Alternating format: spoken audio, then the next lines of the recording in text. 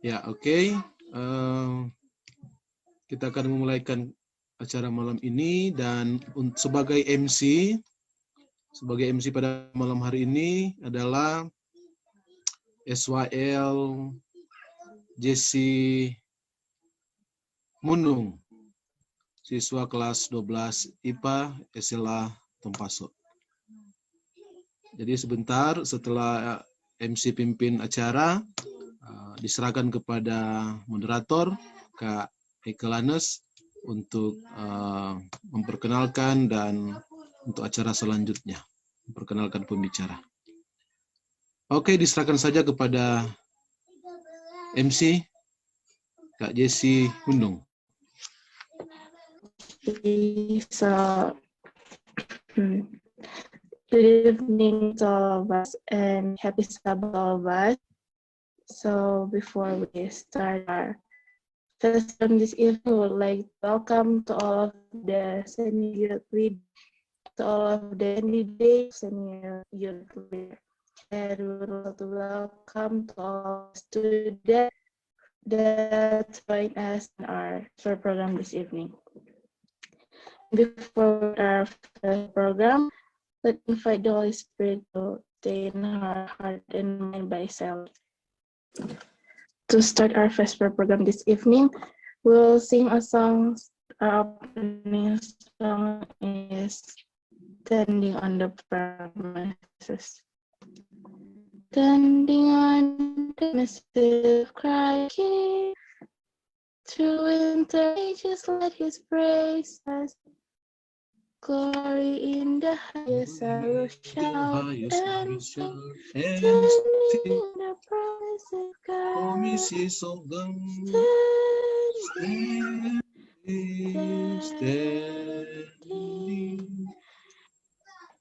standing on the promises of God, my Savior.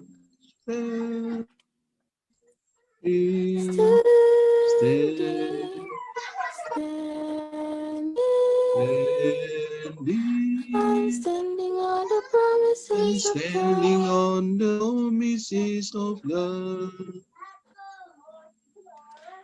For our opening song will be led by Felicius Knight. Opening prayer. Let us pray. Our most gracious Heavenly Father, thank you for your abundant love and abundant blessing that you have given to us. Thank you for your kindness and protection so we can gather together here. Lord, although in a pandemic, but now we come to you through first prayer worship. Please bless it. Bless also for our sermon so we can understand it and apply it in our daily Christian life. We want to pray also for our speaker. Give him heavenly wisdom so he can share the word with us properly. This is our prayer, Lord. Thank you for your hearing and answering our prayer. In Jesus' name we pray. Amen. And for the next program, we'll hand it over to the moderator.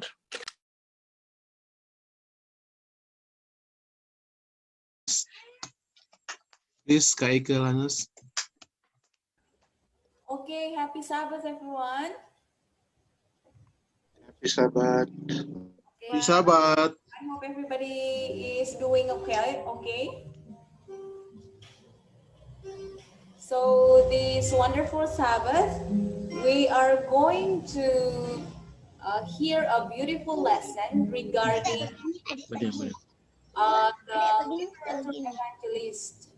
Okay, and this one will be given by Pastor. It will be given by our beloved kakak. We call him Kak Fandi. Okay, so actually, Kak Fandi is from Tompaso. So it's just like 10 minutes to maybe, yeah, actually it's not 10 minutes. It's actually, Kak Fandi is from Tompaso actually. So right now, Kak Fandi is staying in Bandung because he married with a nurse and his wife is currently working at our Adventist hospital in Bandung. So you are going to know more about Kak Fandi because he is going to give you more information about who he is and the family and also the children that they have. So this Sabbath, please prepare your heart and listen to the wonderful word of God, especially on how we can prepare ourselves to be good, to be a good literature evangelist. Okay, because it's very important. How can we as Gen Z to be an influence for others? Okay, so prepare your heart. And right now, Kak Fandi is there with a very good background there. So that's the handsome man over there. So Kak Fandi, God bless you, and this is your time. Oke, terima kasih atas perkenalannya. Saya dalam bahasa Indonesia saja ya. Oke, selamat Sabat kepada kita semua. Saya Bisa ingin juga lihat Kak Fandi bahasa tambahan. Tompaso. Selamat Sabat. Mau pakai bahasa Tompaso aja ini. Sabat juga. Selamat Sabat semua dan kalau begitu ya. Kita mulai dulu tangan-tangannya boleh dilambaikan dulu. Selamat Sabat semua, sehat-sehat semua kan? Oke, senang sekali. Sebenarnya ini ada, sorry, agak gugup tadi diperkenalkan dari Tompaso ya. Dan memang saya kelahiran Langoan, tapi rumah kami di Tompaso. Kalau saya Pandairat asalnya dari Langoan. Jadi kalau ada dari Langoan sini boleh lambaikan tangan dari Langoan, oke. Baik, kata orang Langoan karuk kami ya, begitu. Baik, sahabat ini, tadinya rencananya yang akan membawakan materi adalah Pendeta Bryce, tapi karena dalam minggu ini di daerah Papua, misi Papua Barat ada KKR, dan malam hari ini beliau harus katanya laptop sama HP-nya dipakai untuk Zoom. Jadi beliau tidak bisa bergabung. Jadi saya menggantikannya dengan materi tentunya saya yang berbeda karena kami sudah menyiapkan materi masing-masing. Baik, karena kami masih ada materi lain, saya berharap kalau ada waktu lagi, karena ini di jadwal kita adalah sudah malam terakhir, sudah hari terakhir ya. Mungkin kalau ada waktu lagi di kesempatan kali berikut, kami masih punya banyak materi ini untuk kita bagikan. Baik, sebelumnya saya ucapkan terima kasih kepada kita semua yang sudah hadir. Saya tahu di malam Sabat begini di setiap itu ada acara ya, ada vesper. Tetapi kakak-kakak, teman-teman semua sudah hadir di sini. Satu waktu yang luar biasa yang kita sediakan untuk pertemuan kita pada malam hari ini. Sekali lagi saya ucapkan selamat Sabat semuanya. Baik, saya akan mulaikan ya. Saya mau buka dulu screen-nya. Oke, materi kita pada malam hari ini kita akan membahas tentang salah satu topik yang jarang dibahas ya. Pahlawan penyelamat. Ini saya senang sekali kalau ini disebut sebagai pahlawan penyelamat. Kalau di Alkitab kita banyak menemukan orang-orang yang menulis ya. Kalau tidak ada penulis, kita tidak bisa tahu kebenaran. Kalau Tuhan tidak menggerakkan umat-umatnya untuk menulis, kita tidak bisa menemukan jalan kepada Yesus, jalan kebenaran. Kita mungkin bahkan tidak tahu siapa Tuhan, atau mungkin kita tidak tahu bahwa kita ini manusia yang diciptakan oleh Tuhan. Penulis, ya, pahlawan penyelamat yang Tuhan sudah gerakkan di dunia ini. Oke. Selain penulis tentunya penerbit ya, penting sekali karena tulisan itu harus diterbitkan dan juga orang-orang yang membawakan hasil-hasil terbitan itu kepada semua bangsa. Siapakah penulis itu? Apakah kita bisa jadi seperti mereka, seperti penulis ini? Apakah kita bisa menjadi penulis atau bahkan kita bisa menjadi penerbit? Atau siapakah penginjil literatur itu? Oke. Oke, sebelumnya saya perkenalkan dulu ya, ini nama saya, ini orang Tompaso punya nama ini. Seperti yang saya katakan tadi, Pandairot asli Langwan. Sebagian besar marga kami berasal dari Langwan, ada yang dari Tondano, ada yang dari, dan ada yang sudah pindah ke Kota Mobagu. Pandairot dari Kota Mobagu itu salah satunya Kak Eke ya. Cuma dia hilang fam. Jemaat saya di Jemaat Maranatha, ini kebetulan saya sekarang diminta untuk melayani sebagai sekretaris jemaat. Kemudian di kepemudaan saya melayani sebagai pembina Master Guide, pembina SWL, dan yes, Youth Emergency Service di Conference Jawa Barat.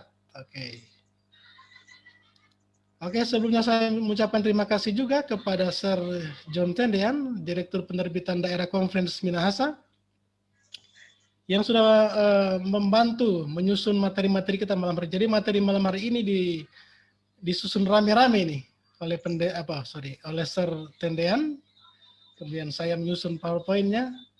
Kemudian juga ada kutipan-kutipan yang beliau titipkan untuk kita bahas bersama-sama. Dan juga saya dibantu oleh Evangelis Michael Tumundo dari Media Literatur Advent. Kemudian juga sebentar ada kesaksian dari keluarga yang sudah disiapkan videonya. Keluarga Revin Rumagit Seran. Mereka adalah anggota Jemaat Tonsewer dari Kecamatan Tombasuk Barat. Nanti sebentar ada video mereka. Video yang berjudul tentang mindset anggota jemaat tentang penginjilan literatur. Oke. Materi kita malam hari ini ada kepahamannya loh. Jadi teman-teman dari SLA kalau sudah mengikuti materi ini bisa mengklaim tanda kepahamannya ya. Karena materi ini disesuaikan dengan tuntutan kepahaman dari General Conference yang diterbitkan tahun 1938, skill level 1, kodenya ini U5910. Saudara bisa temukan kepahaman ini di requirement-nya di link yang saya sudah bagikan ini. Kemudian manual book-nya di halaman 448. Ini materi ini ada di kepahaman Pathfinder dan juga ada di tuntutan SWL Anda dan Anda 2F dan 4E. Oke, ini yang kita penuhi sekarang ya. Baik, saya beri judul Pahlawan Penyelamat. Penginjil literatur, luar biasa ya, penginjil literatur itu pahlawan penyelamat melalui barang-barang cetakan mereka. Berawal dari tulisan-tulisan ini, bagaimana kita menginjil? Jadi topik yang akan kita bahas berfokus kepada ini, bagaimana kita menjadi penginjil. Kita lanjut saja karena materinya ada banyak. Anda adalah surat yang dapat dibaca, dikenal semua orang. Kita boleh cek di 2 Korintus 3:2, saudara boleh baca di sana ya, boleh cek sendiri. Kalau boleh pegang Alkitab masing-masing sambil ngecek apakah ini sudah benar atau tidak. Dan menyadari bahwa menginjil adalah sebagai suatu keharusan. 1 Korintus 9 ayat 16, karena jika aku memberitakan Injil, aku tidak mempunyai alasan untuk memegahkan diri, sebab itu adalah keharusan bagiku. Celakalah aku jika aku tidak memberitakan Injil. Jadi menginjil itu adalah sebuah keharusan. Memang itulah tugas utama kita ya. Sebagai umat-umat pilihan, sebagai umat sisa di akhir zaman ini. Kita menginjil. Bagaimana kita menginjil? Kita memberitakan Injil adalah bagian dari kesetiaan hidup seorang yang mengaku pengikut Kristus untuk membangun serta memelihara iman dalam pertumbuhan rohani. Mengenai diriku, darahku sudah mulai dicurahkan sebagai persembahan, dan saat kematianku sudah dekat, aku telah mengakhiri pertandingan yang baik, aku telah mencapai garis akhir, dan aku telah memelihara iman. Inilah kesaksian dari Rasul Paulus ya.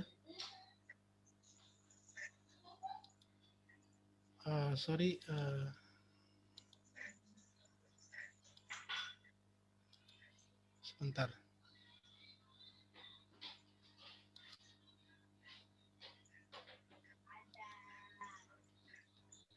Sedikit trouble di sini.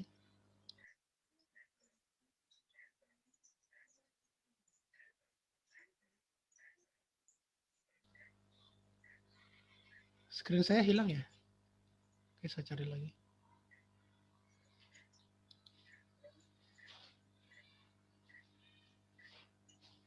Bisa dilihat screen-nya? Masih ada ya? Masih ada, masih. Oke. Saya lanjut. Oke. Pelayanan yang dilakukan gembala jemaat, misionari, kelompok peduli atau KPA, KKR maupun kontak secara pribadi atau perorangan. Nah, ya bagaimana pelayanan mereka dan pengabdian penginjilan literatur dari rumah ke rumah, kantor-kantor atau di mana mereka dapat jangkau. Dan banyak tempat di mana suara pendeta tidak dapat didengar, tempat-tempat yang hanya dapat dijangkau oleh bahan penerbitan. Oleh penerbitan yang kita lakukan melalui buku-buku, majalah-majalah, dan risalah-risalah yang berisi dengan kebenaran Allah sangat dibutuhkan banyak orang. Bahan-bahan penerbitan kita perlu disampaikan ke mana-mana.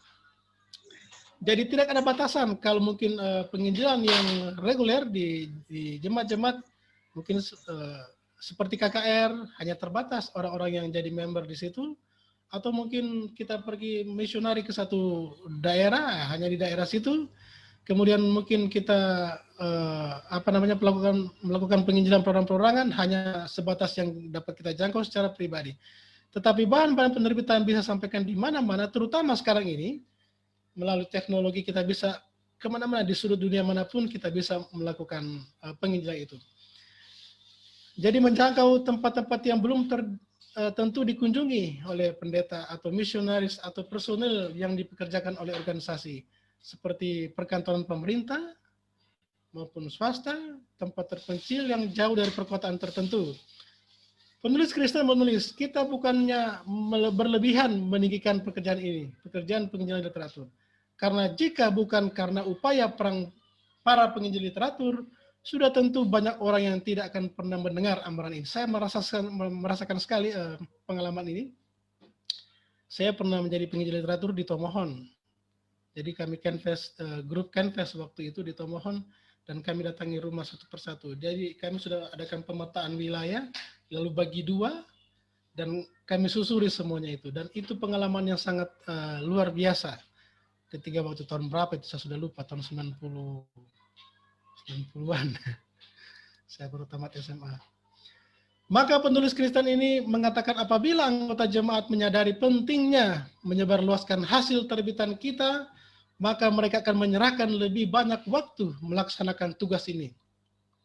Jika saja anggota jemaat menyadari pentingnya penyebarluaskan hasil terbitan kita, maka mereka akan menyerahkan lebih banyak waktu melaksanakan tugas ini. Jadi masalahnya apa?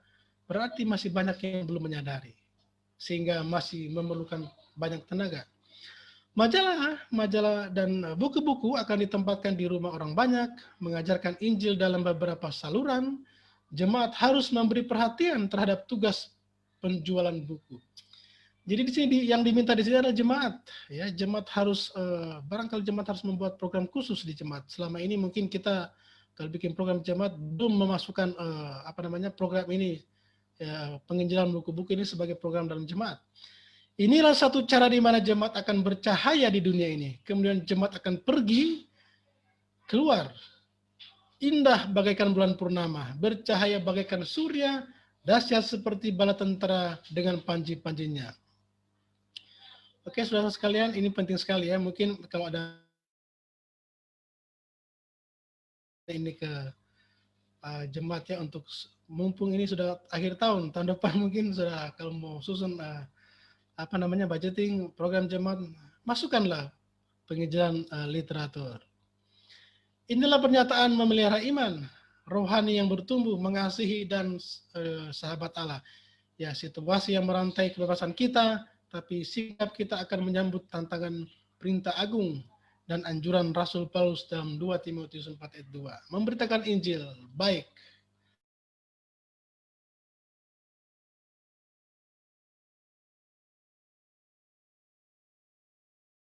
Kasih dia, Yesaya 52:7. Betapa indahnya kelihatan dari puncak-puncak bukit kedatangan pembawa berita yang mengabarkan berita damai dan memberitakan kabar baik, yang mengabarkan berita selamat dan berkata kepada Sion, Allahmu itu Raja, Allahmu itu. 1 Korintus 2 ayat 9. Tetapi seperti ada tertulis, apa yang tidak pernah dilihat oleh mata, dan tidak pernah didengar oleh telinga, dan yang tidak pernah timbul di dalam hati manusia, semuanya disediakan Allah bagi mereka yang mengasihi Dia. Tentu saja bagi mereka yang juga melayani atau menginjil. Kita semua harus merasakan pengalaman menjadi penginjil literatur. Harus punya pengalaman pribadi dengan Tuhan, terutama dalam mengabarkan Injil melalui buku-buku seperti itu ya. Metode normal sekarang karena saya periksa di kepahaman ini dituntut untuk diajarkan. Metode normal penginjilan. Jadi saya katakan metode normal karena ini metode yang normal di waktu-waktu yang lalu, berbeda dengan berbeda dengan situasi sekarang ya. Ini di suasana normal maksudnya. Penginjilan literatur yang memenuhi 5 syarat bahkan 6. Ya, kalau di Alkitab ini kita sering, kalau di Raja Salomo dia sering menggunakan bahasa ini 4 bahkan 5. Nah itu maksudnya. Penginjil literatur memenuhi 5 syarat bahkan 6. 1. Penyerahan diri sepenuhnya kepada Allah. 2. Bersedia sungguh-sungguh. 3. Menjadi teladan dalam kebiasaan, dalam kelakuan, dalam berpakaian. 4. Menyenangkan dalam suara dan perkataan. Dan yang kelima, rajin dalam pekerjaan. Bahkan ini harus selalu berdoa. Ya, itulah sebabnya kalau penginjil literatur itu kemana-mana mereka pergi, orang yang didatangi selalu didoakan. Bahkan ketika pengalaman saya berdua-dua, kami waktu kita canvas di Tomohon, kita berdua-dua. Jadi satu berbicara, satu berdoa. Jadi satu mengetuk pintu, satu berdoa. Satu bilang sepada, satunya sedang berdoa. Seperti itu. Nah, lalu langkah-langkahnya, persiapan. 1,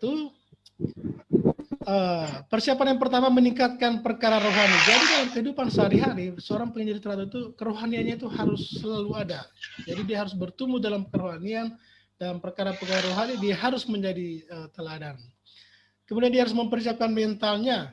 Mentalnya itu apa? Banyak macam. Mental untuk berjualan, mental untuk rasa menahan lapar, mental untuk kena terik matahari sepanjang hari, mental untuk ditolak, ya, mental untuk laku.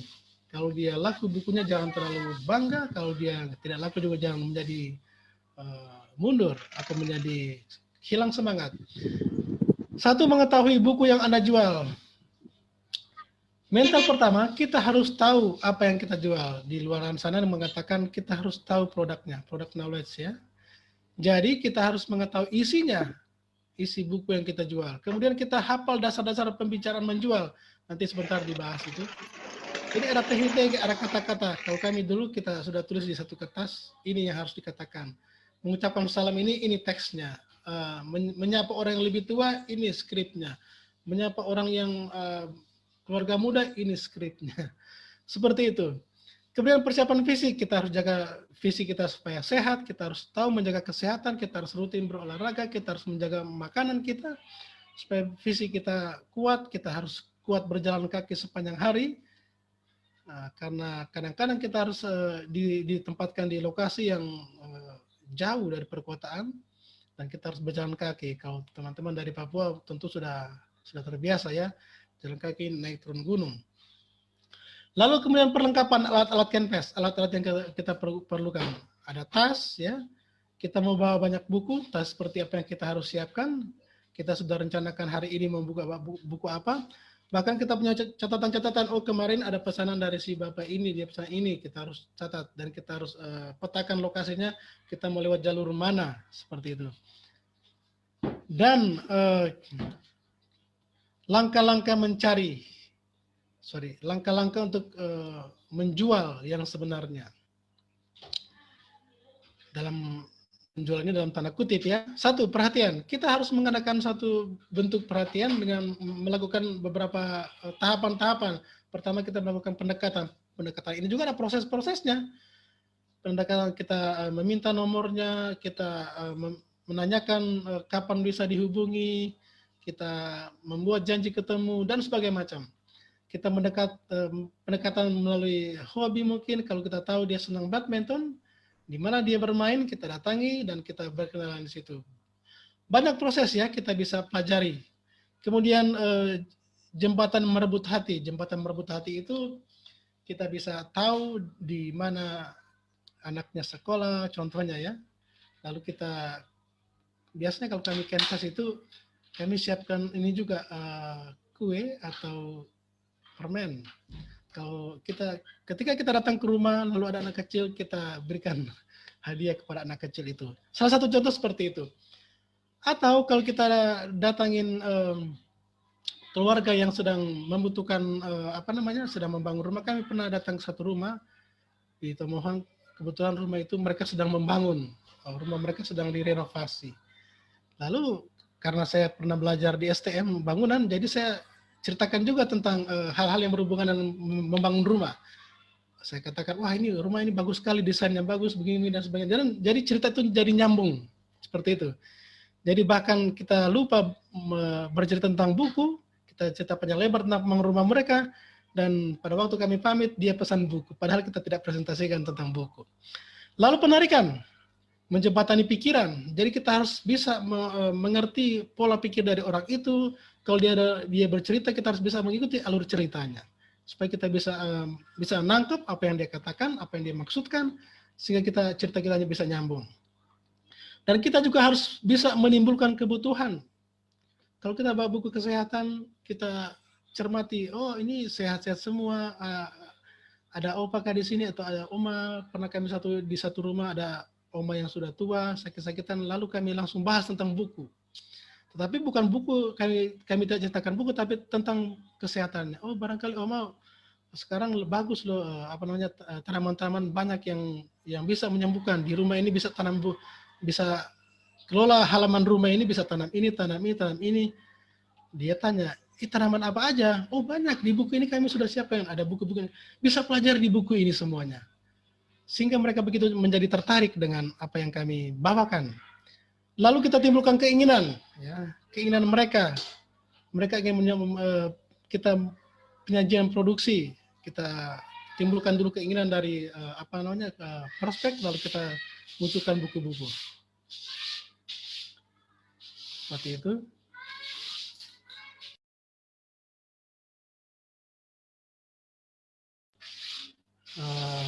Lalu tindakan. Setelah kita cerita panjang lebar, kita sebaiknya punya metode storytelling. Storytelling itu adalah suatu teknik yang paling ampuh.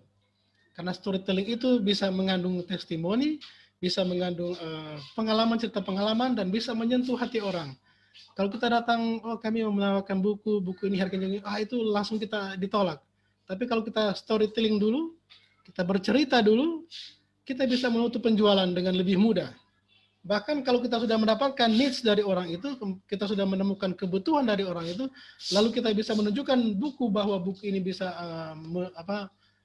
menimbulkan bisa membawa solusi bagi mereka, itu bisa langsung pada closing itu. Lalu langkah-langkah wawancara menjual yang sebenarnya. Ini teknik wawancara. Ini sebenarnya secara lengkapnya kalau kita ikutin, kita mendaftar sebagai penginjil literatur, ada trainingnya. Ini secara garis besar aja. Pertama perhatian, dua langkah perhatian yang menyenangkan bagi pembeli. Pertama pendekatan, seperti yang saya ceritakan tadi. Sebelum pendekatan, inilah saat pertama calon pembeli akan melihat Anda. Maka amatlah penting mengendalikan diri dan memastikan sikap sebelum bertemu calon pembeli. Apalagi orang yang kita temukan itu, ya orang akan kita bertemu adalah orang yang pertama kali kita bertemu. Itu dalam dunia psikologi hanya 3 detik pertama dia akan menentukan kita itu menyenangkan atau tidak. Hanya 3 detik pertama. Jadi kesempatan pertama untuk mengambil hati orang itu adalah di penampilan 3 menit pertama. Itu diingat itu. Sikap positif. Berjalan tegap, jangan membungkuk. Saya melatih badan saya berjalan tegap pada waktu itu.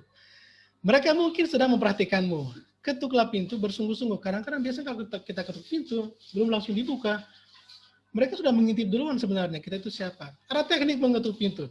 Jadi caranya kalau kita ketuk pintu, setelah kita ketuk, kita mundur 2 langkah. Kenapa harus mundur 2 langkah dari pintu? Agar supaya ketika orang itu membuka pintu, kita tidak langsung berhadapan setengah meter muka dengan muka. Biasanya orang akan kaget, apalagi kalau orang itu suka itu ya. Jadi kita ketuk pintu, kita undur. Kalau belum dibuka, maju lagi, ketuk pintu, undur lagi 2 langkah. Agar supaya ketika dia membuka pintu, kita berjarak 2 langkah dengan orang itu. Dan itu jarak yang paling aman, paling sopan dan paling etis.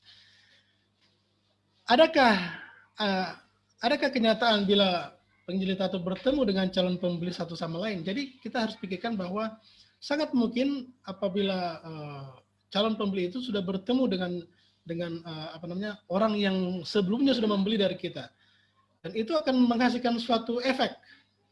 Jadi kalau di orang sebelumnya kita bagus, maka dia akan menggunakan referensi tentang kita bahwa kita itu bagus. Biasanya kalau di pintu itu akan dia akan langsung melihat, oh ini orang yang diceritakan oleh tetangga kita. Contohnya seperti itu.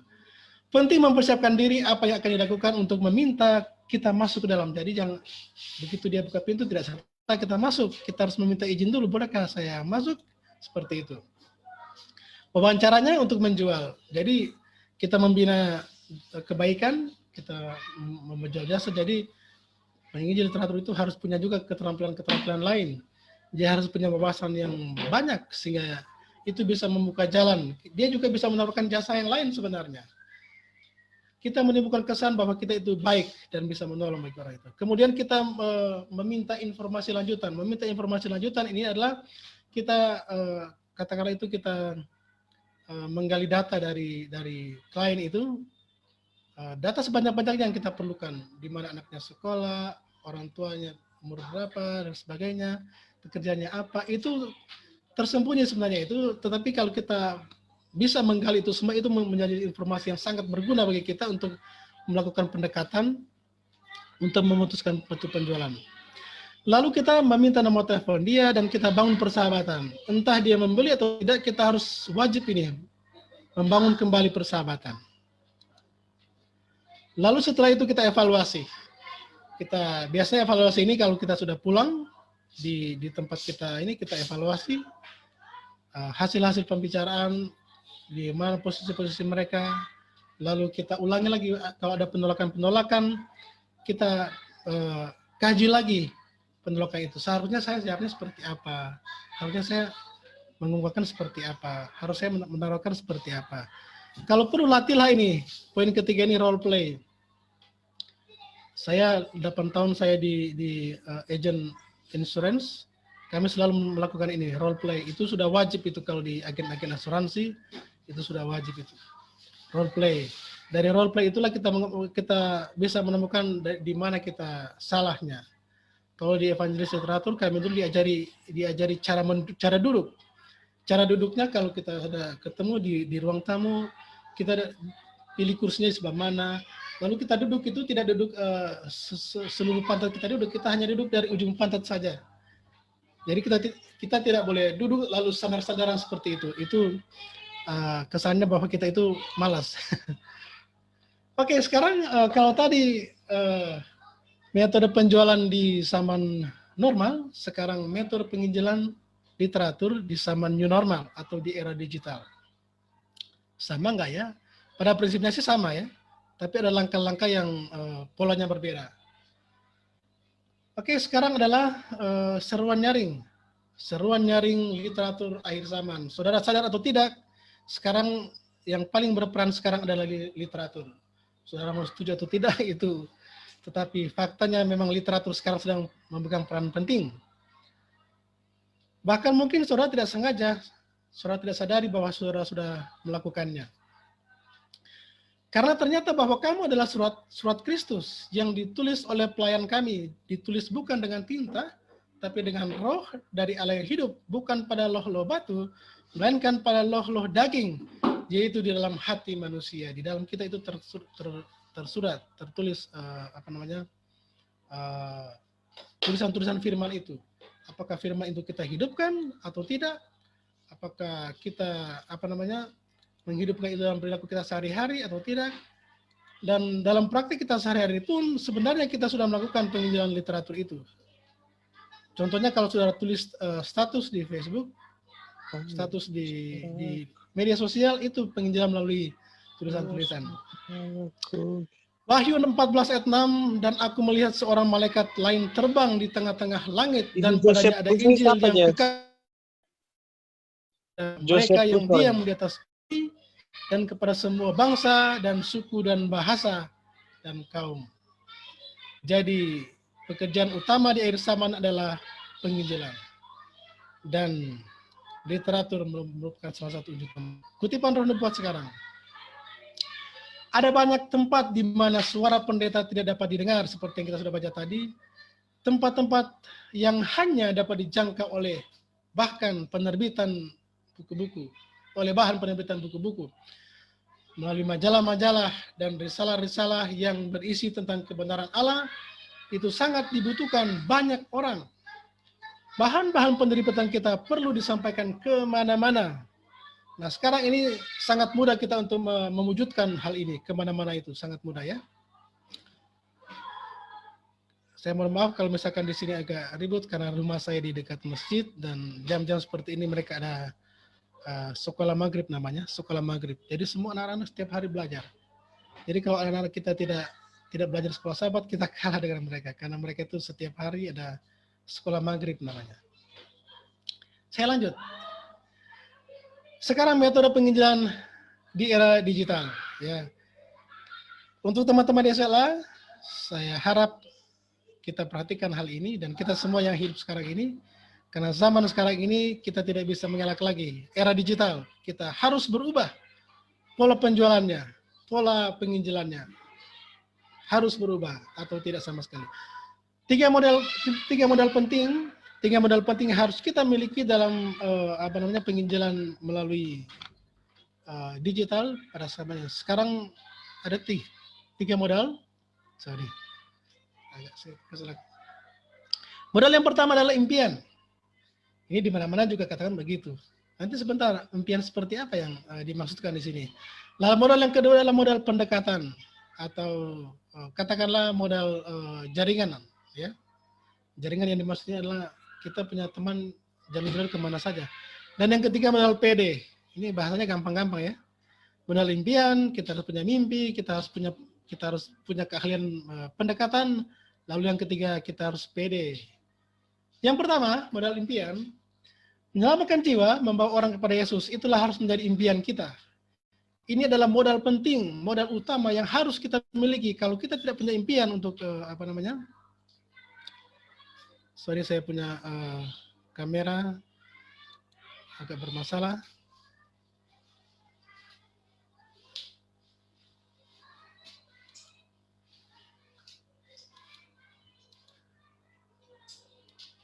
Oh, sorry. Oke. Saya hilangkan dulu background-nya, sorry ya.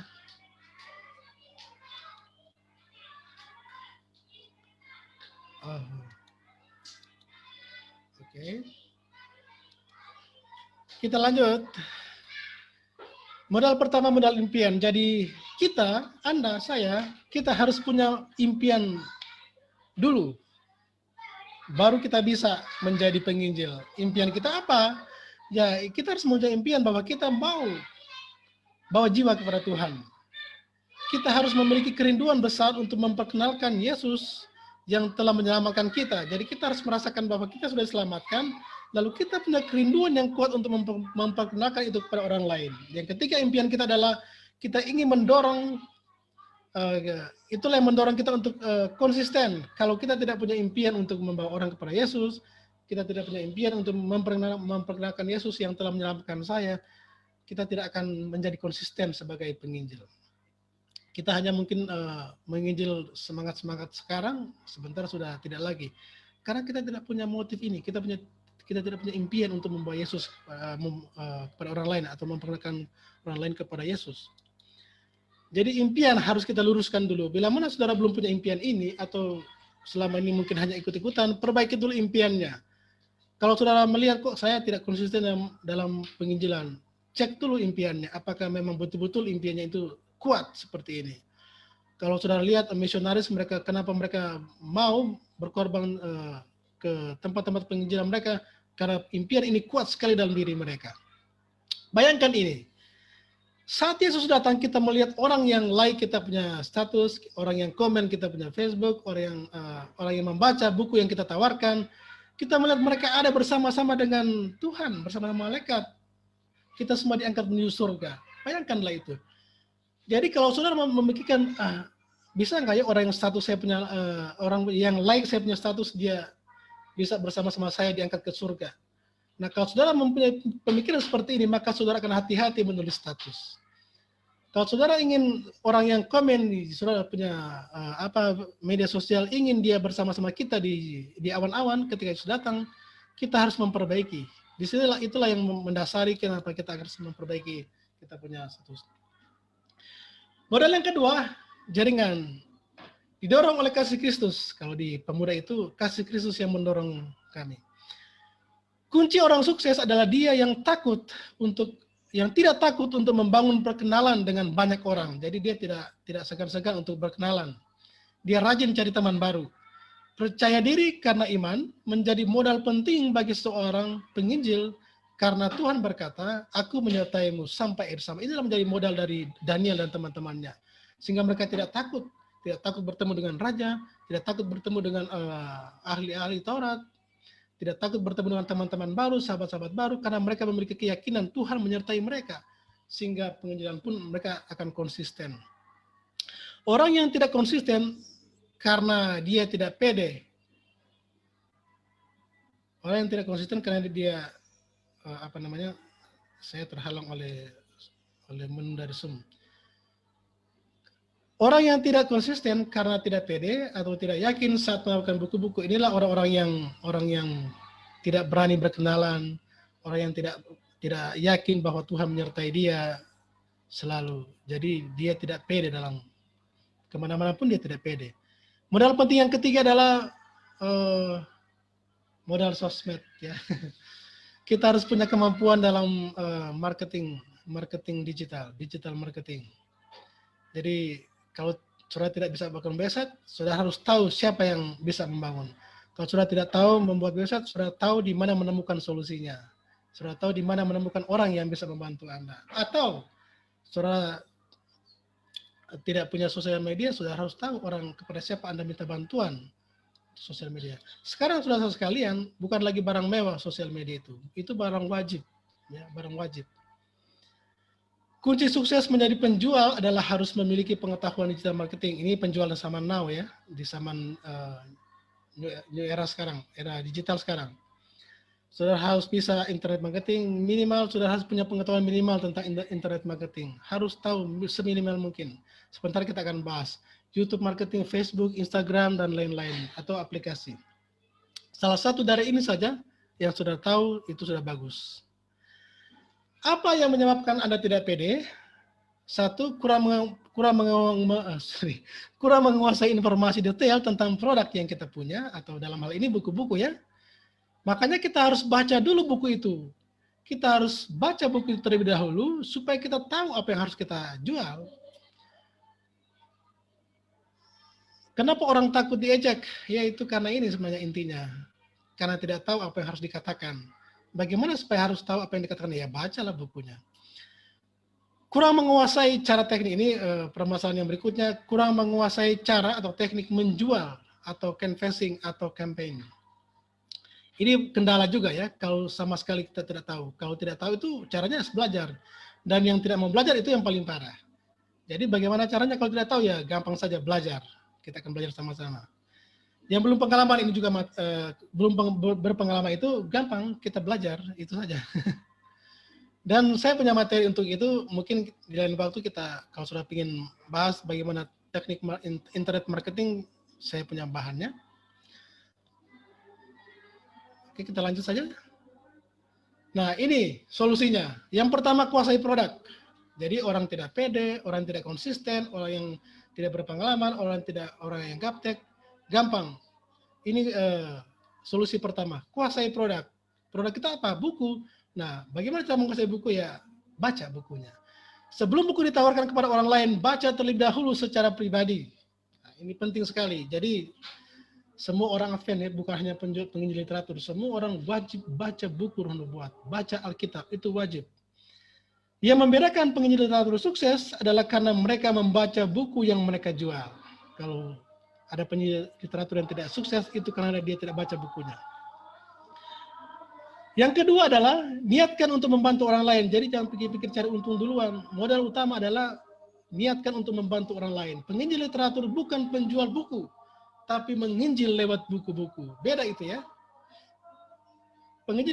Penginjilan lewat buku-buku adalah untuk membantu orang lain menemukan buku yang mereka perlukan untuk mendapatkan kebenaran. Saya sengaja tampilkan foto ini. Jadi foto ini orangnya adalah ini Bapak dan Ibu Rumagit. Mereka tinggal di desa Tonsewar, Kecamatan Tompaso Barat. Kita akan pelajari sebentar tentang mereka. Mereka sudah berikan kesaksian melalui video. Sebentar kita akan putar videonya. Oke, kalau gitu saya tutup dulu, saya cari dulu videonya. Saya cari dulu ya videonya, oke. Mohon maaf ya. Saudara sekalian, boleh kalau ada pertanyaan boleh sambil tulis ya, sambil saya cari dulu videonya. Karena videonya barusan di render, barusan diedit. Jadi saya membutuhkan. Jadi sementara saya berbicara tadi renderingnya sebentar jalan, jadi otomatis saya harus cari dulu. Mohon maaf ya. Sambil saudara bertanya juga boleh. Video, oke. Now also guys, you can share your experience or testimonies in this topic. You know, as Kak Fandi, so tadi sementara Kak Fandi sharing, ada beberapa teman-teman dari SLA juga yang comment. They share to me that many of them, jadi mereka itu banyak sekali dari mereka yang sharing like quotes from the Bible atau memory verse di mereka punya IG or Facebook, and they testify that juga waktu saya tanya how was the response, dan mereka bilang sedih karena nggak ada yang komen. Jadi lebih banyak yang komen kalau berita hoax atau fashion show, and then so discouraging ya, kita mau sharing the word of God, but then there is no response from the friends, even best friends. But then mereka bilang, we will keep doing that one, walaupun nggak ada response, tapi karena kita nggak tahu ya, what will happen with the word of God that we share. Mungkin nggak ada response, tapi kita nggak tahu cara Tuhan bekerja. So thank you teman-teman yang sharing di chat box, walaupun private. Really appreciate that one and really appreciate your effort. Kak Fandi, go Kak, lanjutkan. Oke, saya akan share videonya ya. Sudah ketemu videonya? Oh, sorry.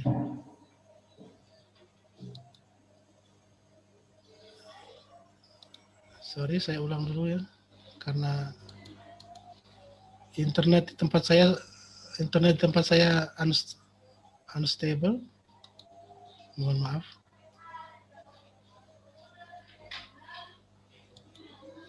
Tidak stabil jaringan internetnya. Sorry.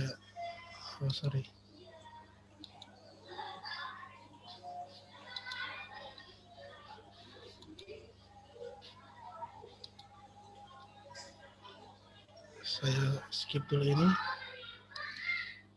Saya juga punya pengalaman seperti yang sudah disampaikan tadi ya. Tapi lama-kelamaan akhirnya saya periksa statusnya di-like juga kok sama orang-orang. Oke, saya sudah temukan videonya. Mudah-mudahan jadi ya.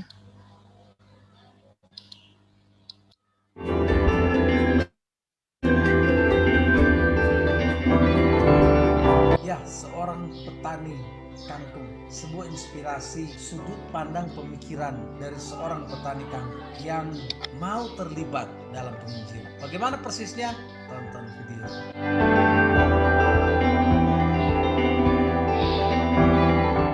Baik, kami saat ini bersama-sama dengan keluarga Rumagit. Inilah usaha mereka yang saat ini mereka tekuni selama bertahun-tahun, usaha kangkung.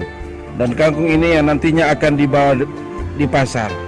Ada hasil dari penjualan kangkung ini, Kita melihat bahwa mereka telah mengambil bagian dalam pelayanan, memiliki buku kesehatan, dan kiranya buku ini juga boleh membawa berkat bagi keluarga, bahkan ketika buku ini nantinya boleh juga dibagikan kepada mereka yang sangat membutuhkan buku ini. Dan kita melihat bersama-sama dengan sahabat kami, teman kami Michael Tumondo yang juga terlibat langsung dalam kegiatan pelayanan penginjilan lewat literatur. Pagi ini kami berada di keluarga Rumagit Serang. Kita akan mengikuti kesaksian dari Bapak keluarga bagaimana peran anggota jemaat terhadap penginjilan literatur. Pak Revin, bagaimana peran anggota gereja terhadap pekerjaan penginjil literatur? Jadi kalau anggota gereja itu perlu menyokong akan pekerjaan Tuhan melalui buku-buku. Jadi sehingga kami setiap buku datang kami beli, walaupun susah, walaupun apa, tetap mau beli. Nah, tantangan dari penginjil literatur, setiap pergi ke rumah anggota jemaat, satu mereka katakan, jual ke orang lain. Padahal penginjil literatur itu sudah jual ke orang lain. Kedua, mereka katakan banyak buku yang belum dibuka, masih dalam plastik. Bagaimana menjawab tantangan itu sebenarnya? Sebenarnya tuh buku itu orang harus berikan kepada orang, kesempatan untuk berikan kepada orang yang tidak bisa membeli. Oh, jadi maksudnya anggota jemaat boleh beli buku itu, lalu kemudian setelah baca diberikan kepada orang yang tidak mampu membeli. Nah, ternyata ini bagian dari penginjilan dari keluarga ini. Dan kami dari tim penginjil literatur, media literatur Advent, sudah menemukan banyak keluarga yang seperti itu. Tapi tidak jarang juga menemukan keluarga yang memandang penginjil literatur seperti melihat sebuah beban. Oh, semua datang jual yang ini. Nah, itu tantangan. Jadi apa nasihat dari Saudara Revin terkait dengan penginjil literatur kepada jemaat Advent?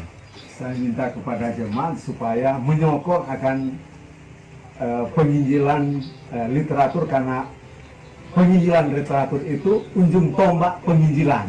Amin. Amin. Inilah beberapa contoh buku yang dibeli oleh keluarga lalu kemudian dibagikan kepada tetangga-tetangga, kepada orang lain. Minggu ini berapa buku yang baru diambil? Dua buku yang setebal ini ya. Setebal. Nah, kemudian rotasi buku itu setelah diambil dibaca lalu diberikan kemana-mana. Nah, siapa yang membutuhkan. Nah, ini adalah contoh bagaimana jemaat berperan kepada penginjil literatur. Jadinya penginjil literatur bukan penjual buku, tetapi menginjil. Nah, siapa itu? Anggota jemaat penginjil literatur yang datang menjual kepada anggota lalu kemudian membagikan kepada orang yang tidak. Saat ini kami berada di tengah-tengah keluarga Rumagit. Kami bersyukur oleh karena keluarga sudah luar biasa. Keluarga telah mengambil bagian di dalam pelayanan kami, memiliki buku yang banyak seperti ini. Dan kesaksian kami untuk kami boleh bagikan kepada anggota-anggota gereja bahwa keluarga ini bisa dikatakan hanya menghasilkan menjual kangkung yang mereka jual di pasar. Tetapi dengan pertolongan Tuhan, mereka selalu giat juga di dalam membeli buku-buku ini. Hal yang mustahil bagi mereka untuk memiliki buku-buku seperti ini. Tetapi dengan usaha yang luar biasa, karena mereka sangat senang bila mana ada para penginjil literatur datang ke rumah. Nah, ketika mereka datang ke rumah, mereka sangat senang karena didoakan selalu. Nah, itulah yang membuat keluarga sehingga bersimpati selalu dengan penginjil literatur, oleh karena kunjungan-kunjungan dari penginjil literatur boleh menyaksikan bagaimana keluarga memiliki buku-buku, dan bukan hanya mereka miliki saja, tetapi mereka bagikan kepada tetangga-tetangga yang ada. Siapa yang memerlukan mereka bagikan. Dan disinilah saya bisa melihat bagaimana keluarga ini diberkati. Anak mereka kuliah di Unclub hanya bisa dikatakan hanya menjual kangkung di pasar, tetapi bisa membawa berkat. Anak mereka bisa selesai dalam pendidikan, maka mereka bisa memiliki beberapa kendaraan untuk mereka gunakan di dalam bisnis. Dan mereka juga bisa menambah tambahan kebun mereka oleh karena mereka hasil dari jual kangkung. Tetapi dari semua itu, mereka selalu mengandalkan Tuhan dengan memiliki buku-buku yang bersihkan dalam Tuhan, dan mereka boleh bagikan kepada masyarakat. Biar ini boleh menjadi motivasi untuk kita semua, bagi saudara yang mendengarkan, yang melihat video ini, mari saudara lihat bagaimana Tuhan telah bekerja di tengah keluarga dan boleh menghasilkan berkat yang luar biasa. Tuhan memberkati kita semua. Amin.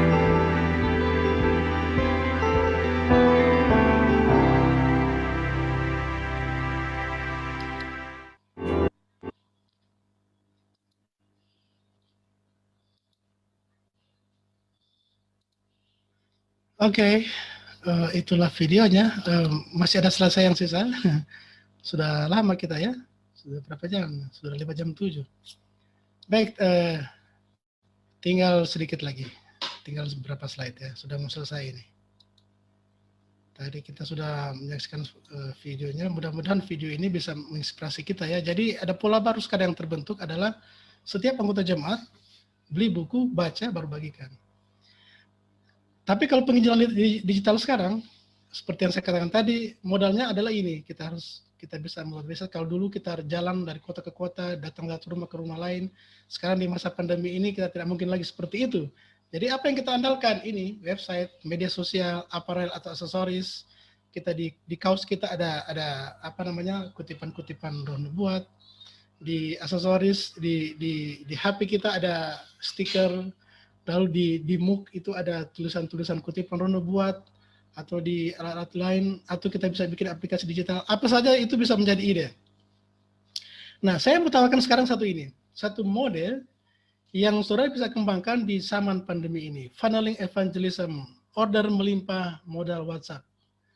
Nanti kalau kita mau rinci, karena ini sudah sahabat, kita tidak ada waktu lagi banyak, tetapi ini garis besarnya ya. Cara-caranya kita berdua dulu, kita baca buku yang di-share, kita foto capture, kita susun script storytelling, gunakan teknik funneling ini. Dan di beberapa tempat ini sudah sangat berhasil, funneling evangelism ini. Jadi caranya seperti ini. Ini funnel corong. Jadi kita kumpulkan sebanyak-banyaknya leads, kita sebarkan kita punya status, kita sebarkan kita punya campaign, kita sebarkan kita punya tulisan-tulisan, lalu mereka datang ke website kita, ke Facebook kita, ke IG kita, lalu kita data mereka, kita catat mereka, kita punya big data di sini, lalu dari mereka akan ada bayarnya. Dan dari bayar ini kita saring lagi, mereka harus menjadi jiwa yang harus kita doakan, ya, pembeli-pembeli itu. Lalu kita bikin satu faktor penunjang, kita buatkan grup mereka WhatsApp, lalu mereka menjadi langganan, lalu kita bina lagi orang-orang lain seperti kita, menjadi reseller lagi, atau menjadi corporate, atau menjadi apa namanya, penginjil literatur lagi. Kalau mereka bukan Advent, kita jadikan reseller saja, atau mereka memberikan referensi. Saudara mereka, kita minta data-data mereka, kita minta referensi, kita datangin lagi. Lalu jadikan mereka sebagai mitra kita, lalu disitulah kita adakan lagi pemuridan, kita bangun grup-grup WhatsApp, kita update isi-isi dari buku, kita update manfaat-manfaat dari tanaman-tanaman, fungsi-fungsi dari manfaat-manfaat itu, kita buat diskusi-diskusi, itu akan berkembang menjadi grup besar. Dan disitulah kita mendapatkan jiwa. Jadi gagasannya bagi anggota jemaat seperti ini, sederhana sekali. 3B, beli buku dari penginjil literatur, baca bukunya dan bagikan. Kalau sudah punya target 1 bulan 1 buku, itu sudah sangat luar biasa. Artinya 1 bulan 1 buku, 12 buku yang sudah bagikan. Kalau tadi Pak Revi itu 1 minggu saja dia sudah beli 2 buku. Kesimpulannya begini, gampang saja. Penginjil literatur bukan penjual buku. Penginjil literatur adalah pelaku penginjil lewat buku-buku. Dan setiap anggota jemaat adalah penginjil literatur. Jadi, Anda dan saya adalah penginjil. Itu saja ini, semoga kita semua. Jadi siapa tadi di judul itu adalah apa namanya? Penyelamat, pahlawan penyelamat. Siapakah pahlawan penyelamat itu? Kalau kita mau terlibat, kitalah pahlawan penyelamat itu. Baik, terima kasih. Amen. Thank you, Kak Fandi. Luar biasa, Kak Fandi. Yeah, and Kak Fandi, you have a question already. Ini ada privately chat to me. Dia ada question. Oh, you know, by the way, Kak, Jadi sementara Kak Fandi itu ada bawa materi, I've been chatting and then receiving a lot of questions and response yang mereka benar-benar, and you know what I found out, mereka punya bahasa Inggris so nice, so good, you know Kak. They communicated with me in English, a good English, a great English actually. So this is one of the question. I want to ask a question. How about the people who kept on refusing us? What should we do so that it will not seem like we're forcing it? Jadi Kak, bagaimana kita dengan orang-orang yang dorang berusaha tapi selalu menolak? Bagaimana caranya, tips dan triksnya supaya orang boleh menginjil pada orang tanpa terkesan orang bapaksa atau tanpa terkesan orang itu sama dengan seller dan begitu Kak. So how can we approach these people Kak? Oke, terima kasih atas itu pertanyaan yang bagus sekali ya. Tadi saya sudah menyiapkan materi itu, tapi karena saya beringat, wah ini hari Sabat, jadi materi itu saya skip. Itu teknik-teknik penjualan. Karena juga materinya terlalu panjang, ini bukunya tebal sekali soalnya. Jadi begini, ikutin saja proses yang tadi, baca bukunya. Kalau kita baca, menghayati, itu spontan akan keluar di kita punya obrolan kok sebenarnya. Dan kalau kita ceritakan bahwa kita membaca buku ini, orang akan tertarik. Jadi kalau kita menjual di Facebook, menjual di WhatsApp, jangan hard selling. You know, hard selling, nongol-nongol langsung jualan. Oke, teman-teman, saya punya buku ini, saya mau tawarkan, itu hard selling. Jangan sekali-sekali seperti itu. Jangan spam di grup-grup orang lain. Apalagi kalau bukan grup kita, grup orang lain, tiba-tiba nggak pernah komen, tiba-tiba posting langsung jualan. Itu kita langsung didepak dari grup itu. Itu pantangan ya. Kalau kita menjual tuh jangan hard selling. Lebih bagus storytelling.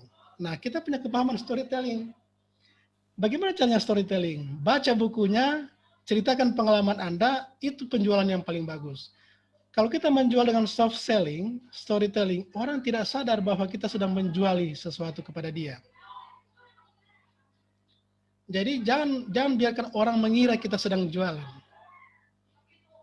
Biarkan orang berpikir bahwa kita sedang menceritakan manfaatnya. Apalagi kalau pengalaman kita sendiri yang kita ceritakan. Saya ada buku ini. Banjir orderan modal WhatsApp. Simple sekali jualan katanya di situ. Dan saya sudah beberapa hari ini saya tes begitu, saya praktekkan apa yang di buku ini, ternyata betul. Dan buku-buku, saya sudah ngobrol sama teman-teman saya penjual buku di Jawa Barat. Ayo kita buka, kita bikin sesuatu. Saya punya idenya, ada bukunya. Dan orang-orang sebenarnya kita bisa, sekarang kan kita gampang ya bikin grup WhatsApp. Kebayang nggak sih kalau kita punya grup WhatsApp dan grup itu berisi orang-orang yang pernah beli kita punya buku? Kebayang nggak seperti itu? Orang yang punya grup seperti itu, dia nggak pernah jualan. Dia hanya cerita.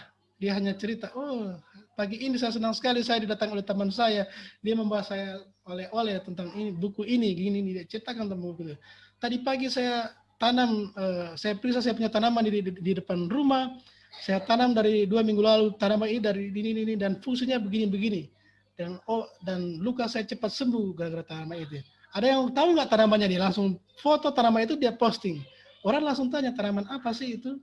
Bagaimana caranya? Dia ceritakan. Bagaimana cara? Oh ini, kalau kamu tahu ada sih bukunya lengkap kok. Kalian tinggal baca aja di bukunya. Buku apa? Langsung share bukunya. Di mana dapatkan buku itu? Ada di Tokopedia nggak? Oh enggak, itu spesial, nggak ada di Tokopedia. Dia tidak sadar bahwa dia sedang dijuali sesuatu. Padahal kita hanya menceritakan manfaatnya. Nah, sabar memang, harus sabar. Dan proses. Jadi kalau ingin tahu lebih lanjut, bagaimana cara banjir orderan modal WhatsApp, bagaimana cara banjir pesanan buku dari modal WhatsApp, gitu. Oke, thank you Kak. So, jangan malu-malu. If you have any questions, silakan minta Kak Fandi punya chat. Or Kak Fandi punya number, so you can talk to Kak Fandi more. Kak, tadi ini ada sebuah testimony. Bagus sekali karena ini ada hubungannya dengan Kak Fandi, karena Kak Fandi sempat bilang kita ini adalah pahlawan-pahlawan ya, pahlawan penyelamat Kak. So ini ada testimoni, jadi mungkin sepertinya tidak ada hubungan, But then kalau kita baca ini ada hubungannya sangat berhubungan sekali dengan penginjilan media sebenarnya ya. So dia bilang begini, Hi Happy Sabbath, I guess I have no question yet, but I have some testimonies if you want to. Lately, I feel like God did not hear my prayer. Sometimes I kind of feel like He didn't really care about me. But I still believe that maybe someday He will answer all of my prayers. I hope so. Just to be clear, I'm still one of His believers and I am an Adventist. So ya, benar-benar sekali ya, ada teman-teman yang seperti ini dan kadang kita nggak tahu, kita punya komen-komen di Facebook atau di IG itu bisa membuat mereka tetap di dalam Tuhan. Mungkin mereka nggak like, but I believe ini adalah salah satu teman kita yang punya kekuatan tersendiri ketika mungkin baca di IG atau kata-kata dorongan, quotes ya, atau ayat-ayat Alkitab yang di-share, dan ini membuat dia, saya suka di sini dia bilang, I just want to be clear, dia bilang I'm still one of His believers and I'm an Adventist. Jadi walaupun banyak sekali doa yang tidak dijawab, tapi dia masih memberikan kesan dan memberikan saya masih bilang don't worry, kita masih Advent dan masih tetap percaya sama Tuhan. So yeah, that's one of the example of penginjil literatur in media ya. Jadi jangan pernah malu atau jangan pernah capek-capek untuk sharing ayat-ayat Alkitab, karena kita bisa dengan ayat itu ternyata tanpa kita ketahui menyelamatkan orang-orang yang seperti teman-teman kita ini ya. So itu tadi testimoni Kak. Kalau ada pertanyaan yang lain silahkan ya adik-adik, bukan adik-adik, teman-teman, you can just chat privately boleh. Mungkin Kak Fandi, ya silakan Kak Fandi, kembali ke Kak Fandi untuk bisa menanggapi testimoni atau kesaksian dari salah satu teman kita Kak. Ya, 2 hari yang lalu, hari Rabu, 3 hari yang lalu, ada kesaksian orang Korea. Dia sedang berada di Indonesia. Dia melihat postingan dari orang-orang Korea tentang gereja Advent. Jadi ya, kita tahu bersama bahwa gereja Advent di mana-mana sekarang ibadah online ada di mana-mana. Dia temukan salah satu ibadah itu, lalu dia cek juga ada juga dari Filipina dan ada juga dari Indonesia. Dia beberapa kali menemukan acara itu, lalu dia melihat buku-buku yang ditawarkan oleh gereja Advent dan dia pingin beli, tapi dia tidak tahu bagaimana caranya. Dia hubungi orang Advent yang di Korea di website itu. Nah, lalu dia diskusi lama-lama, akhirnya dia tertarik setelah dia baca, kalau tidak salah buku yang dia baca itu Kerinduan Skala Zaman atau apa gitu. Lalu dia ingin dibaptis katanya, tapi karena posisinya lagi ada di Indonesia, jadi gereja Advent di Korea mereferensikan dia untuk ketemu dengan gereja Advent di Indonesia, dan dia dibaptis sahabat yang lalu, baru sahabat yang kemarin dia dibaptis. Luar biasa kan kita punya media ini, kita punya buku-buku ini. Dia baca buku dikirim dari Korea, bukunya e-book tentunya ya, dia baca. Dan dia ingin dibaptiskan hanya karena buku. Itu pun berawal dari dia iseng-iseng, ya nggak sengaja, karena berseliweran kita punya ibadah online di mana-mana. Dia temukan salah satu, dan oleh karena dia di Indonesia, ya, karena posisinya di Indonesia, jadi Google pun akan mereferensikan dia untuk menemukan halaman yang dia cari di lokasinya di dekatnya dia, sehingga dia temukan juga hal yang sama di Indonesia. Setelah dia baca, dia bilang ke temannya di Korea, oke, bagaimana caranya saya ingin dibaptiskan. Jadi pendeta di Korea mereferensikan dia ke gereja Advent di Indonesia. Dan dia dibaptis sahabat yang lalu. Luar biasa ya. Luar biasa. Sangat memungkinkan. Saya ada, kalau Kak Ika mungkin kita punya salah satu, saya dan Kak Ika punya saudara itu, siapa namanya? Kak Koni yang di Makassar. Yes. Ya, saya juga ketemu dia di Facebook, karena dia di Facebook ganti nama kan. Oh. Saya ketemu dia, sudah lama dia nggak ke gereja karena dia dari Manado, dia tinggalkan Manado kan. With a Muslim, right? Ya betul. karena itu dia merasa mungkin nggak diterima lagi oleh keluarga karena dia kawin lari begitu, sorry. Dia pikir dia sudah dibuang. Dia bikin Facebook ganti nama. Akhirnya saya temukan dia tidak sengaja. Lalu dia memperkenalkan diri, Kak, nama saya asli ini. Oh begitu. Saya ngobrol dengan dia. Kami komunikasi hanya melalui Facebook. Dan akhirnya saya bantu dia ketemukan Pendeta David Politon di Makassar. Pendeta, kebetulan lagi ada KKR dari Pendeta Misa di Jemaat Durian pada waktu itu. Dia langsung dibawa ke KKR dan sahabat itu juga ketemu dia hari Selasa, hari Sabat dia dibawa dan dia dibaptis kembali. Jadi kita mencari teman saudara-saudara kita yang hilang juga dengan cara seperti itu. Okay, so a lot of things that we could do through the media. But anyway, Kak, it's so nice. Tadi di encounter dari chat box banyak banget dan mereka itu, oh, I'm so proud and thank you guys. You are still the representatives of Adventist School. Karena Adventist School itu adalah salah satu terkenalnya dengan bahasa Inggris and they speak fluently. Itu yang saya baca itu adalah mereka punya chat. Nggak mungkin saya karang-karang, Kak. Itu memang betul-betul mereka and oh, their English is just amazing. Thank you guys. I feel that I'm not alone in here. So terima kasih teman-teman yang sudah komen dan sudah berbagi pada malam hari ini. I'm sure there are still a lot of questions. Tapi kita sudah sangat melewati waktu. So I am praying. Thank you Kak Fandi for the sharing dan juga teman-teman yang sudah chatting dan bertanya dan memberikan kesaksian. God bless you all and I hope to keep in touch with you. So right now I'm going to give this one back to Jessie. Jessie.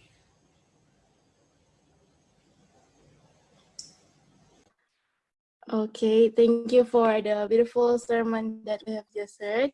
May it can be a blessing to our daily Christian life. And now we're going to close our fast prayer program this evening. Let us all sing together. Sing the wonders. Sing the wonders, love of Jesus. Sing his mercy and his grace. In the mansion bright and blessed, he'll prepare for us a place when we all get to heaven. What a day of rejoicing that will be when we all see Jesus. We'll sing and shout the victory. And for the closing prayer will be led by Mercy Saka.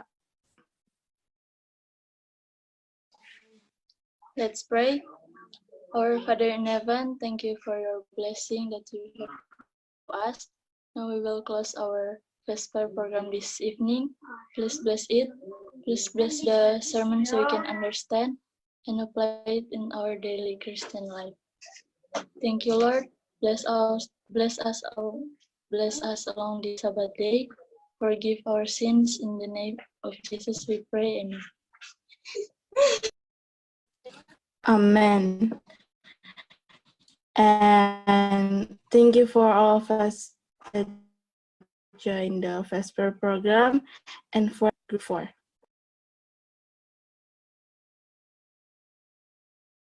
Kak Fandi, Kak Regan, silakan Kak. Oke, terima kasih kakak-kakak sekalian. Terima kasih Kak Fandi sudah mengingatkan kita kembali lagi dalam penginjilan dan tentunya ini menjadi berkat bagi kita semua. Terima kasih juga murid-murid yang sudah bergabung dan yang sudah ambil bagian. Kiranya Tuhan Yesus boleh memberkati kita semua. Dan untuk selanjutnya kami serahkan kepada Kak Fandi untuk ada penyampaian, dipersilakan. Oke, terima kasih Kak Regan. Pertama-tama saya ucapkan terima kasih kepada kita semua yang sudah hadir ya. Saya mohon maaf karena tadi saya pusing memotong-motong materi supaya tidak terlalu panjang. Seperti itu. kita sudah terakhir ya malam ini. Memang tadinya kita berharap masih ada sahabat besok, tetapi kita hari sahabat besok ada training health certification. Diharapkan kita semua bisa hadir.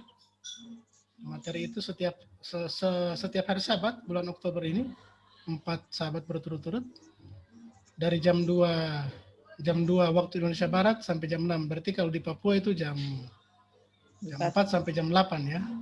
Kalau di Manado jam 3 sampai jam 7 itu malam. Di materi-materi itu juga ada materi-materi yang bagus untuk anak-anak SLA, karena itu ini certification. Jadi ada istilahnya kalau orang teman-teman di komunitas bilang ini daging semua ini, artinya itu inti semua yang dipelajari. Kemudian ada materi dari Kak Raymond, CPR dan First Aid itu nanti sahabat keberapa Kak Raymond? Oktober terakhir ya, sahabat terakhir. Kalau memungkinkan, kita bisa bikin kelas seperti ini lagi, bila mana ada tempat lagi, apakah di SLA atau di tempat lain, kita masih bisa bikin, karena kita masih ada banyak materi ya untuk kita bagikan. Mungkin kakak-kakak yang lain, Kak Iwan mungkin ada informasi tambahan, Kak? Oke. Kak Jimmy tadi lagi ada acara. Karuli di sini ada Karuli. Baik Kak Fandi. Terima kasih banyak untuk kelompok 4 di bawah pimpinan Kak Fandi dan teman-teman. Terima kasih Kak Regan sebagai mentor sudah menyediakan room, sudah menyediakan kelas untuk kita semua berpartisipasi. Saya cuma ingatkan, tadi Kak Fandi sudah kemukakan, besok kita yang sudah terdaftar resmi, mohon juga bisa mengikuti kelas pertama untuk sertifikasi kesehatan itu dari Rumah Sakit Advent Bandung, karena itu bisa kita gunakan untuk pemenuhan tuntutan SYL kita. Mungkin dari saya hanya sekedar mengingatkan itu, dari mentor dan instruktur SYL Training Unicorn Kawasan Timur mengucapkan terima kasih banyak. Kelompok 4 luar biasa, saya apresiasi, semuanya luar biasa. Dan yang paling luar biasa adalah respon yang sangat positif dari kelas yang dibuat oleh Kak Regan. Kak Regan, terima kasih banyak. Salam hormat juga untuk semua siswa-siswi yang benar-benar luar biasa. Kalau tidak ada mereka, kita tidak punya cukup room untuk menjalankan kita punya tuntutan. Tuhan Yesus memberkati, selamat sahabat semuanya. Oke, terima kasih Kak Ruli. Terima kasih juga kepada pihak sekolah ya, kepada direktur dan kepada guru-guru yang lain. Kami sangat berterima kasih. Tuhan kiranya akan membalas kebaikan semua. Kemudian juga kepada rekan-rekan yang sudah hadir, rekan-rekan dari SYL, terima kasih atas kehadirannya. Kehadiran saudara-saudara sangat memberikan kami semangat dalam pelayanan. Dan ini menjadi satu kenikmatan ya, kalau melayani seperti ini, kita belajar sambil melayani itu satu hal yang luar biasa, akan bertumbuhnya double. Baik, ada respon dari kakak-kakak SWL yang lain, apakah dari kelompok 4 atau dari teman-teman yang lain, saya persilakan. Ada Kak Tommy, ada Kak Raymond, ada Kak Linda, ada Kak Ronald, Kak Shores. Kak Shores, apa kabar Kak? Oke, Kak Pandi. Ya, silakan Kak. Jadi kami berterima kasih juga untuk kegiatan selama 1 minggu dalam pekan doa dan doa lah taruh seperti ini, sudah menguatkan kami, terlebih sudah terbantu kami di dalam menyelesaikan tuntutan di SYL. Jadi terima kasih kepada kelompok 4, mentor dan para anggota yang sudah memprakarsai acara ini sehingga kami juga terberkati. Itu pula secara pribadi, firman yang ikuti setiap hari, walaupun ada 1 hari saya absen oleh karena ada tanggung jawab di gereja juga. Jadi saya bersyukur, berterima kasih untuk kegiatan hingga di malam hari ini.